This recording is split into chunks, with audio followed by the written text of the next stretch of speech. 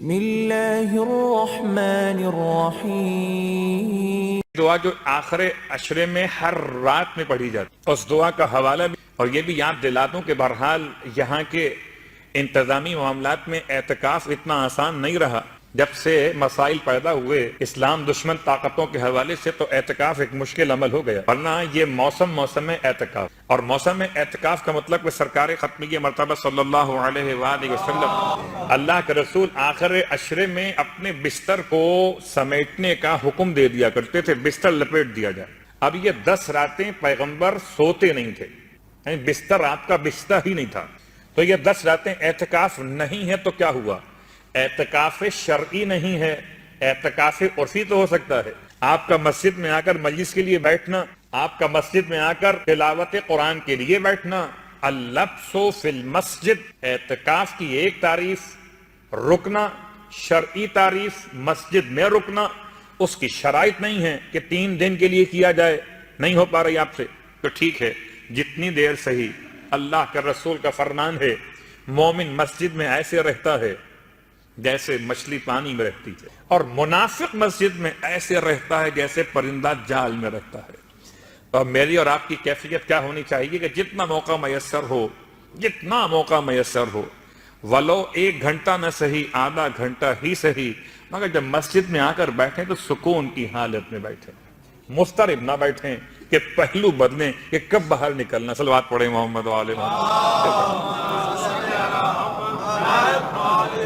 تو آخر عشرے کی دعاؤں میں سے ایک دعا، یا ملین الحدید لداؤد علیہ، کہ پیج ضائع نہیں کیے گئے کہ اٹھا کے لکھ دیا، اس کا کوئی فائدہ نہیں ہے، بس ٹھیک ہے پڑھنا تو پڑھ لینا، ورنہ یہ خدا نخواستہ کتاب بوسیدہ ہو جائے، کتاب اسلامی کتاب مذہبی کتاب بوسیدہ ہو جائے تو لوگ گھر سے اٹھا کے سب سے پہلے جسے نکالتے ہیں وہ یہی کتابیں ہوتی ہیں۔ میں کیا جملہ استعمال کروں، میں نے تو اپنی آنکھوں سے دیکھا ہے کہ مفاتیح الجنان کی مثال لیجئے اور کتابوں کی مثال لیجئے، گھر میں صفائی ہوئی تو جن کی ضرورت تھی وہ گھر میں رہ گئیں، جن کو آپ نے سمجھا کہ یہ اضافی ہیں، گھر پر بوجھ ہیں، وہ اٹھا کے لا کے مسجد کے اندر رکھ دی گئی۔ تو یہ دعائیں بیکار نہیں، یا ملین الحدید لداؤد علیہ السلام۔ مجھے بتائیں ایمانداری سے، اگر یہ جملہ معصوم کے قول میں نہ آتا تو کیا ہم خدا سے اس طرح بات کر سکتے تھے؟ کیا ہمیں دعا مانگتے وقت جناب داؤد یاد آتے، اور جناب داؤد پر خدا کا خاص کرم کیا تھا وہ بھی ذہن میں رہتا؟ اے وہ ذات ملین جس نے نرم کیا الحدید لوہے کو، کس کے لیے؟ لداؤد علیہ السلام، حضرت داؤد کے لیے۔ بہت غور کیجئے، یہ واسطہ دے کر، یہ اشارہ کر کے آپ خدا سے کہنا کیا چاہتے ہیں کہ کیا کوئی کام لوہے کی طرح آپ کے لیے سخت ہو سکتا؟ اور اگر کوئی کام لوہے کی طرح سخت بھی ہو جائے تو کیا خدا اس بات پہ قادر نہیں ہے کہ حضرت داؤد کے لیے لوہے کو نرم کر دے اور آپ کے لیے حالات کو سازگار نہ بنائے؟ تو یا ملین الحدید لداؤد علیہ السلام۔ اور دوسرا جملہ، وَيَا كَاشِفَ الضُّرِّ وَالْكَرْبِ الْعِظَامِ عَنْ أَيُّوبَ علیہ السلام، اور اے وہ ذات کہ جس دور کیا، کھول دیا راستے، پریشانیاں ختم کر دیں، مشکلات جو بڑی بڑی تھیں، کرب العظام، وہ سب کے سب بڑی بڑی مشکلات کو حضرت ایوب سے دور کر دیا۔ کاشف، کشف کرنے والا، کھول دینے والا، ہٹا دینے والا۔ اے پروردگار، حضرت داؤد کے لیے تو نے یہ کیا، حضرت ایوب کے لیے تو نے یہ کیا۔ اب اگر حضرت ایوب کی بات میں اشارے میں کہوں تو حضرت ایوب پر جتنے امتحانات تھے اس کا عشر اشیر بھی مجھ پر اور آپ پر نہیں ہے۔ تو اگر خدا حضرت ایوب پر سے ان کی مشکلات کو ہٹا سکتا ہے تو میری اور آپ کی مشکلات کا ہٹانا اس کے لیے کیا مشکل ہے؟ وہ تو مشکل کشا کا بھی پروردگار ہے۔ یا کاشف الضر والکرب العظام عن ایوب علیہ السلام۔ اور تیسرا جملہ کہ جو خاص، اے مفرجہ ہم من عن یعقوب علیہ السلام، اے وہ ذات، یہ ایک ایک جملہ معصوم نے بہت ناپ تول کے دیا ہے، جیسے آپ دکان پر جائیے، اور خاص طور سے ایسی دکان کے جہاں مسائل بہت حساس ہوں، تو آپ کو جو ملتی ہیں ٹیبلٹس وہ اس حد تک سینسیٹیو ہیں کہ ان کا ویٹ مخصوص کیا جاتا ہے، کتنے گرام کی استعمال کرنا ہے، نہ اس سے کم اور نہ اس سے زیادہ ہیوی ڈوز، نہ لائٹ نہ ہیوی، جو لکھی ہے ڈاکٹر نے آپ کے لیے، اور اس نے جتنے گرام کی ٹیبلٹ آپ کے لیے معین کی ہے اس میں ہی آپ کا فائدہ ہونے والا ہے. تو اسی انداز سے معصوم نے ایک ایک جملہ ناپ تول کے دیا ہے.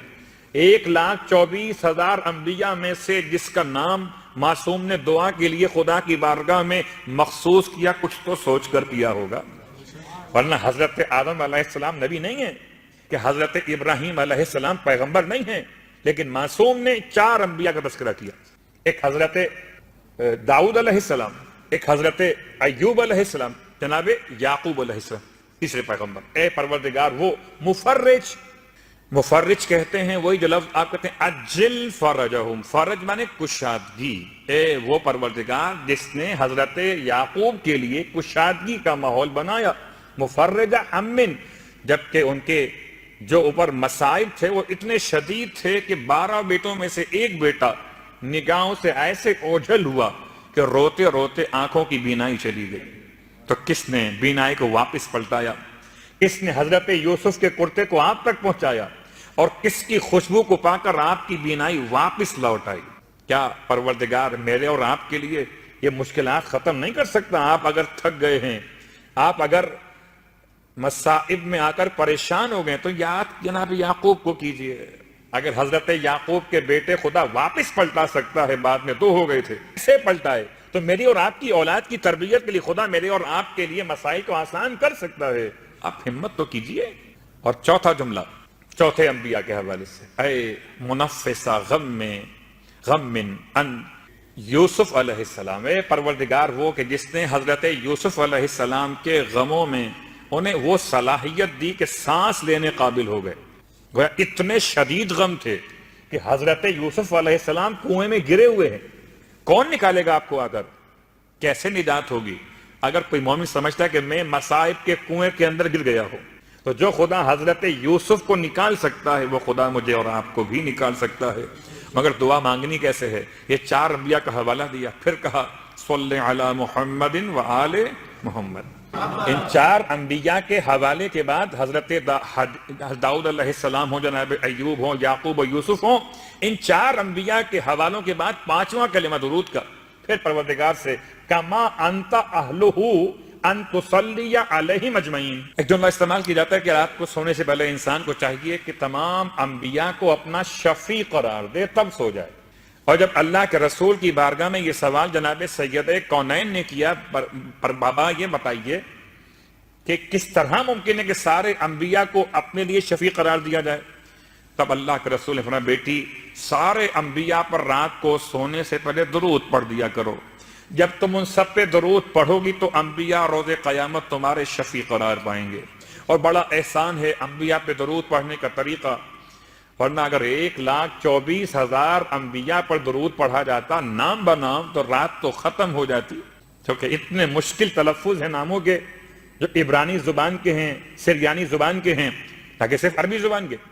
آپ نے آسان طریقہ اس دعا کے اندر بھی ہے، صلی علی محمد و آل محمد کما انت اہلہ، کہ پروردگار جیسے تو اہل ہے درود نازل کرنے کا، جیسے تو اہل ہے درود نازل کرنے کا، ان تصلی علیہم اجمعین، ان سب پر ویسے درود کو نازل فرما دے.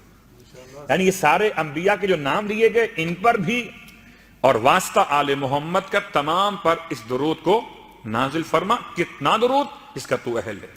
اور اس کے بعد آخری جملہ وفعل بی ما انت اہلو ولا تفعل بی ما انا اہلو. آخری جملہ اس دعا کا، پروردگار میرے ساتھ وہ کچھ کر دے جس کا تو اہل ہے، وہ کچھ مت کرنا جس کا میں اہل ہوں.